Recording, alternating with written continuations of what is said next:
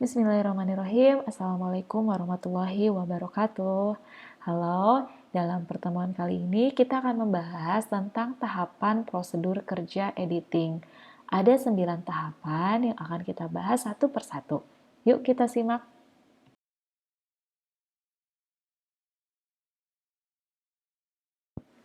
Tahapan yang pertama adalah acquisition.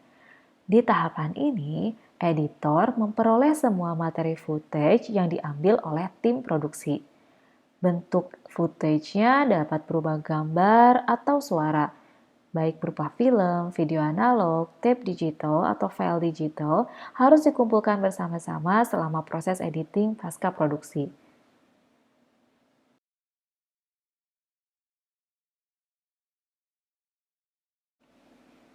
Pada contoh ini, diberikan kasus SD card dari kamera, kemudian dipindahkan ke digital non-linear editing, lalu disimpan dalam media penyimpanan utama, dan jangan lupa ada disimpan juga di media penyimpanan cadangan.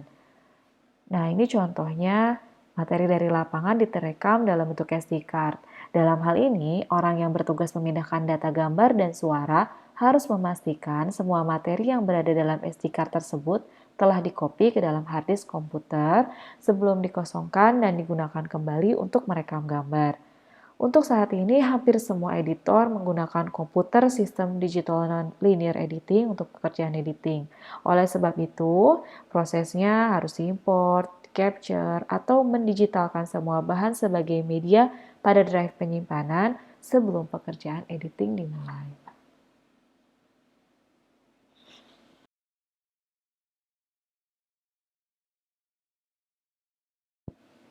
Tahap berikutnya adalah organization. Di tahapan ini, editor mengatur mengelompokkan semua bahan ke dalam kategori sehingga mudah diurutkan. Jika Anda sebagai editor tidak memiliki sistem yang jelas dari pelabelan, pengelompokan, atau penyortiran bahan yang dibutuhkan untuk proyek Anda, nanti pada akhirnya Anda akan memiliki waktu yang sulit dalam menemukan gambar mana yang baik atau suara mana yang baik.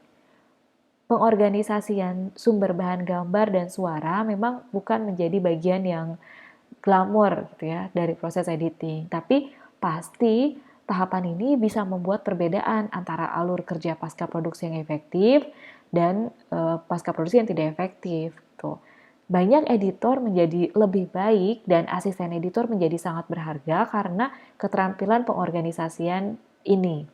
Nah, coba Anda bayangkan nih, kalau hasil rekaman syuting tidak diatur dengan baik, katakanlah film Anda terdiri dari 10 scene. Setiap scene ini mungkin terdiri dari beberapa shot.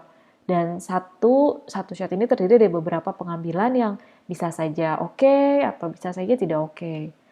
Jika tidak diberikan pelabelan atau pengelompokan dari masing-masing shot ataupun scene, nanti akan memakan waktu untuk mencari shot-shot mana yang akan Anda gunakan di proses editing.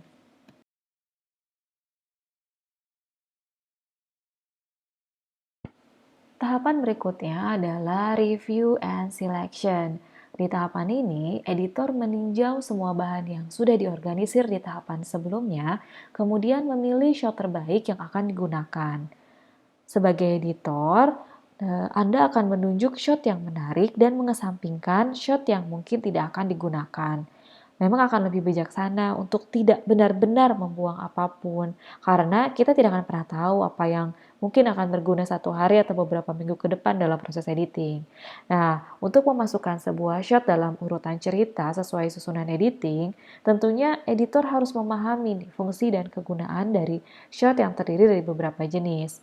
Setiap jenis shot itu kan memiliki fungsi dan kegunaannya masing-masing dan berpatokan pada ukuran tubuh manusia. Masih ingat kan jenis-jenis shot seperti extreme close up, big close up, dan seterusnya.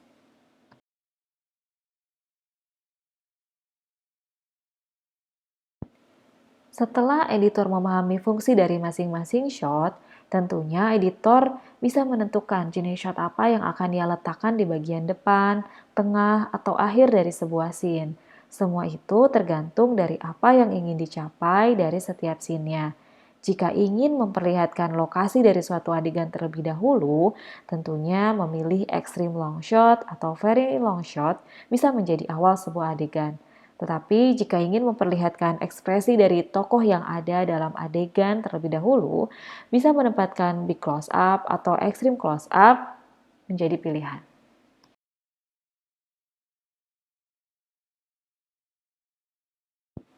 Tahapan berikutnya adalah assembly. Dalam tahapan ini, proses penyambungan semua potongan shot menjadi urutan sequence yang logis. Di proses ini, semua potongan utama dari film menjadi urutan sequence yang logis dari elemen gambar dan suara. Mengedit cerita berdasarkan skenario dan Anda akan mengikuti naskah yang berfungsi sebagai panduan utama untuk menyusun pilihan terbaik dari berbagai gambar dari setiap adegan yang membentuk film. Misalnya membuat sebuah film dokumenter atau bahkan video musik, selalu ada beberapa cerita yang berusaha ditampilkan kepada penonton. Dan menyusun bagian-bagian mentah itu menjadi versi kerangka film.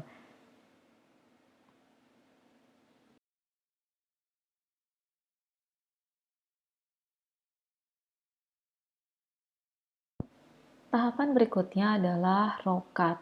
Dari definisinya, rokat itu berarti potongan yang masih kasar. Tahap ini adalah pengembangan proses editing. Bagian yang berlebihan dalam tanda petik dipangkas dan disisakan susunan gambar yang lengkap dalam aliran nasi dalam bentuk potongan kasar. Mungkin setiap shot tidak dipotong sempurna sesuai timingnya, terus belum ada judul atau grafis yang final, efeknya masih sederhana, atau efeknya mungkin terlalu rumit, dan audionya juga mungkin belum selesai. Nah, hal-hal itu yang terjadi dalam tahapan ini.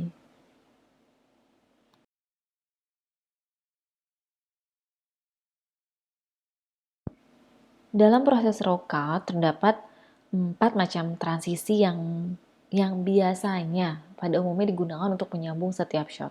Antara lain ada cut, dissolve, fade, dan wipe.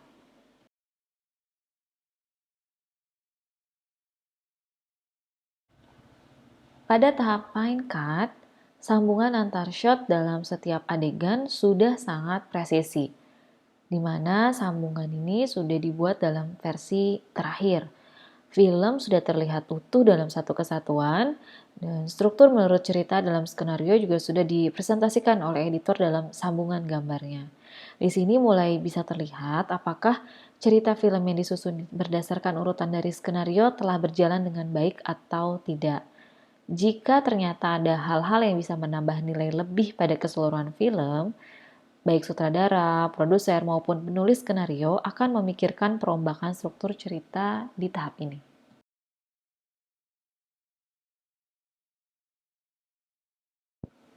Tahap berikutnya adalah picture lock. Dalam tahapan ini, susunan gambar sudah terkunci atau dengan kata lain sudah tidak ada perubahan struktur yang akan dilakukan. Penempatan penulisan nama pemain, transisi, durasi dari film sudah mencapai final. Materi final ini sudah bisa dikirim ke departemen lain seperti bagian musik, penata suara, pengoreksi warna gambar, dan departemen lain yang terkait.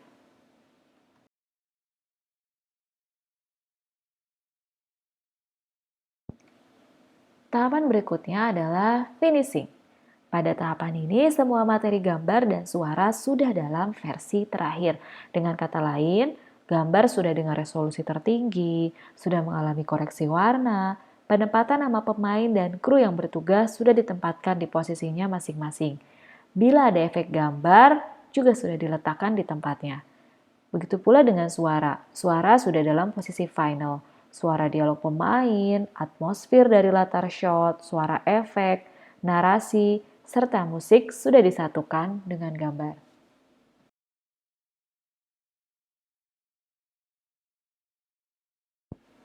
Tahapan yang terakhir adalah mastering and delivery. Hasil mixing gambar dan suara diproses dalam beberapa jenis untuk kebutuhan penayangannya. Bisa dalam bentuk tape video, optik film, kepingan DVD, serta data, tergantung akan diputar di stasiun televisi, layar bioskop, komputer, ataupun mungkin di website. Pengiriman materi juga harus diperhatikan, apalagi jika proyek yang digunakan untuk penayangannya di televisi. Sebagai pembuat program, Anda harus mengirimkan materi sesuai waktunya, karena jam penayangan program sudah masuk dalam jadwal penayangan.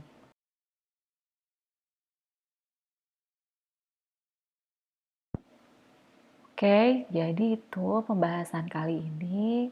Kesimpulannya, tahapan prosedur kerja editing ada 9 tahap. Yang pertama, acquisition. Yang kedua, organization. Yang ketiga, review and selection. Yang keempat, assembly. Yang kelima, raw cut. Yang keenam, fight cut. 7, picture lock. 8, finishing. Dan terakhir, mastering and delivery. Sekian dan terima kasih.